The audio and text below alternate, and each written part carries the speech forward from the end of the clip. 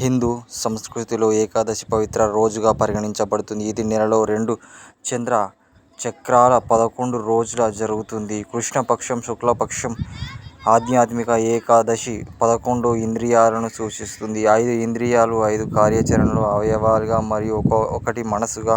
ఒక సంవత్సరంలోని 24 ఏకాదశులు ఉంటాయి. అన్నీ విష్ణువు యొక్క వివిధ అవతారాలకు సంబంధించి కలిగి ఉంటాయి. ప్రతి ఒక్కరూ ఉపవాస సమయంలో కొన్ని ఆహార నియమాలు పాటించాలి. మానసిక శక్తి సరైన దిశ మళ్లించడానికి, మరి చెడు పనుల నుండి దూరంగా ఉండటానికి ఇది తప్పనిసరిగా అనుసరించాలి. ఏకాదశి నాడు ఉపవాసం ఉండి విష్ణువును ప్రార్థించడం వల్ల భక్తులు సర్వ పాపాలు తొలగిపోతాయి. లక్ష్మీదేవిని ప్రసన్నం చేసుకోగలుగుతారు. ఏకాదశి ఉపవాసం అనేది మీ ఆత్మశుద్ధి చేసుకుని మోక్షాన్ని సాధించడానికి సహాయపడుతుంది. గ్రహ ప్రభావాల నుండి బయటపడడానికి మరియు ఆనందాన్ని పొందడానికి సహాయపడుతుంది. ఏకాదశి విష్ణువుకు అంకితం చేయబడ్డది. హిందూ విశ్వాసం ప్రకారం చంద్రదశకు 2 విభిన్న దశలు ఉన్నాయి: కృష్ణపక్షం మరియు శుక్లపక్షం.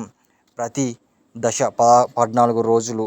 11 రోజులు ఏకాదశి అంటారు. ఈ రోజున పాటించవలసిన వ్రతం లేదా ఉపవాసం ఏకాదశి వ్రతంగా పిలువబడుతుంది. ఏకాదశి నాడు ఎందుకు ఉపవాసం చేయాలి? ఏకాదశి శీఘ్రంగా ప్రయోజనాలు భగవంతుని విష్ణువు విశ్వసించి మరియు ఆరాధించే వారికి ఉద్దేశించబడినది. ఇది హిందువులు అత్యంత ఫలవంతమైన ఉపవాసన ఒకటిగా పరిగణించబడుతుంది. ఏకాదశి నాడు ఉపవాసం ఉండడం వల్ల కలుగు ప్రయోజనాలు. ఏకాదశి నాడు ఉపవాసం యొక్క ప్రయోజనాలు మీకు మనశ్శాంతి, సామరస్యం మరియు శ్రేయస్సును కలిగిస్తుంది. ఆత్మశుద్ధిని చేసుకుని మోక్షాన్ని పొందడానికి సహాయపడుతుంది. మానవ జీవితం యొక్క ముఖ్య ఉద్దేశం మోక్షం పొందడం కాబట్టి ఈ ఉపవాసం అందరికీ ప్రత్యేకంగా ఉపయోగపడుతుందని చెప్పబడ్డది. ఏకాదశి రోజున మనం ఏమి తినవచ్చు? ఏకాదశి ఉపవాసం రోజున వివిధ రకాల పండ్లు, పాలు తీసుకోవచ్చు.